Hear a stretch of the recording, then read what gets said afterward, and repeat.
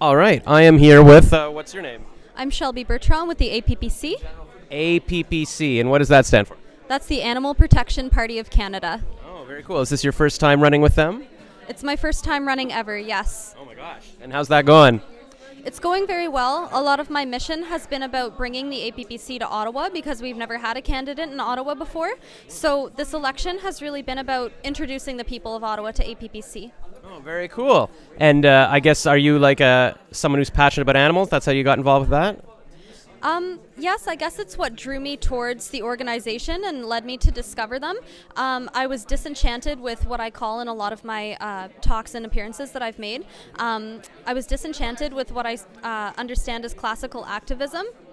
And so when I discovered there was a political party and that there was nobody in Ottawa and they were looking for somebody to run, I made the trip to Toronto, I did the interview, and quickly fell in love with the mission of the party. Oh, wow. So you had to go all the way to Toronto to get involved to run here. That's pretty cool. Yeah, that's where we have the most candidates running. It's where our headquarters is. Oh my gosh. So you're branching out. You're bringing it from Toronto to here. That's very cool. And you were just saying, because I just mentioned I do some vlogging and stuff, and you were saying you want to get into writing as well. You like to be creative? Or? I wouldn't say creative. I've never been one for writing fiction. I have many scattered interests that I would maybe like to concretize in popular writing someday. But these days I'm focusing on my hopefully my future career in academia and politics. All right. So you're going to be a politics professor or a politician and a professor? Or? Yep, some combination of that. I find that they often go together. I think we've had a couple of presidents and prime ministers in history transition between those two. I'm doing my master's right now, and I'm testing the waters of politics. What's your master's in? I study the philosophy of mathematics. That blows my mind. I can't even. Philosophy's hard, math is hard, and so you're doubling it up. So what would be a little mathematical philosophical question that you might be pondering? Well, my supervisor and I are trying to see how a philosopher called Leibniz, who was around in the time of Sir Isaac Newton and is very underappreciated, developed theories that actually paved the way for Einstein. So we're celebrating the underappreciated work of philosophers and looking at overlap between humanities and science.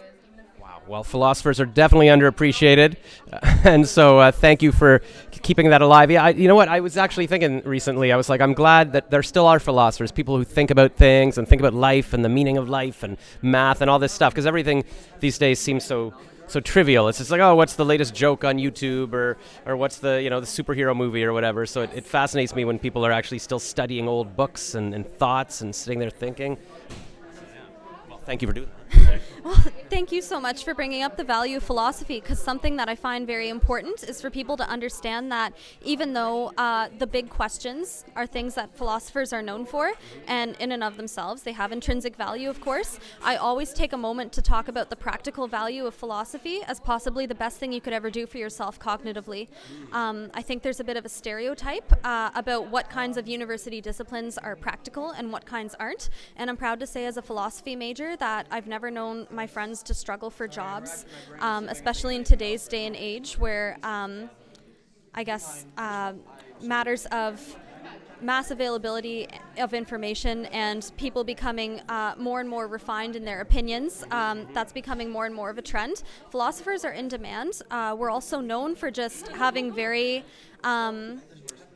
refined cognitive hardware through the rigorous process of philosophy. So it's a very nourishing thing for somebody to study. Right. So you mean it would be good for your brain? You'd learn to think better. You'd be really really good thinker at any kind of job, that kind of thing? That's exactly it. There's a versatility to it. I chose philosophy because I wanted a discipline that would allow me to open a book on any topic and sort of be able to teach myself a lot of it. And that's the thing. I think it's more important to learn how to think and learn how to learn. And to adapt to things, to be able to analyze things, because a lot of people might just learn one thing, I don't know, how to fix an iPhone or whatever. But all that changes so fast. If it's just one little skill, you can't adapt. And we also want, the big thinkers to, what are the big answers to life, and what are ways to solve problems that we don't even, we can't imagine, or maybe problems that don't exist yet. So that's very cool. Wow. And well, I feel like we could do a whole podcast about, philosophy or something. Maybe you should do that. Maybe you should do a weekly show. Oh, because you were saying it's good for your brain, but also, like for stress, that kind of thing? Because I've seen posters on the subway saying, philosophy, think about life. Because I've been like, anxious about a lot of things lately, and probably philosophy would help with that kind of thing, right? Philosophy and stress management. I've heard that there's a new area about philosophical therapy, but I'm certainly not an expert on it. Okay. I guess the point of yours that I want to highlight would be that you encapsulated it perfectly when you said that philosophers learn how to learn. Right. Okay. Yes. And I think that's what they sort of generally say about the liberal arts degree or going to university, that you learn how to learn, but you're even more focused on that. You're actually learning how to learn. Yeah, very cool. Well, thank you so much. An amazing candidate with lots going on. So yeah, if you want to talk to her or follow her, you'll probably your brain will grow and you'll learn amazing things. And I'm sure we'll be and we'll be seeing amazing things from the future. I'm talking to the public. I'm saying their brain will grow from watching you. Oh, that's what you got it. You understood what I was saying. Yes, because she's doing a master's of philosophy. She's the smart one in this picture, in case you didn't know. All right, cool. Well, hopefully, maybe we could do regular videos and we can teach people how to think and learn. That would be great. So thank you so much. All right. Well, and your name again? That's Shelby Bertrand for APPC. See, and she sounded like she was just a CBC reporter there. Shelby Bertrand for APPC. Very cool. You're going to be seeing lots more of her. Okay, thanks a lot. Thank you, too. Have a Bye. great night.